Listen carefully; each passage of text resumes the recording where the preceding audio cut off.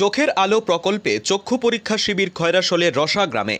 মাননীয় মুখ্যমন্ত্রী মমতা বন্দ্যোপাধ্যায়ের অনুপ্রেরণায় স্বাস্থ্য ও পরিবার কল্যাণ দপ্তর, পশ্চিমবঙ্গ সরকার, জেলা স্বাস্থ্য ও পরিবার কল্যাণ সমিতির উদ্যোগে বয়স্কদের ছানি অপারেশন, নবজাতক থেকে বৃদ্ধ সকলের চোখের চিকিৎসা এবং অন্ধত্ব প্রতিরোধকে লক্ষ্য রেখে বীরভূম জেলার খয়রাশোল ব্লকের রসা সুস্বাস্থ্য কেন্দ্রে দৃষ্টি আসা চোখের আলো প্রকল্পের মাধ্যমে এদিন বুধবার এলাকার গ্রামের সাধারণ মানুষদের চক্ষু পরীক্ষা করা হলো।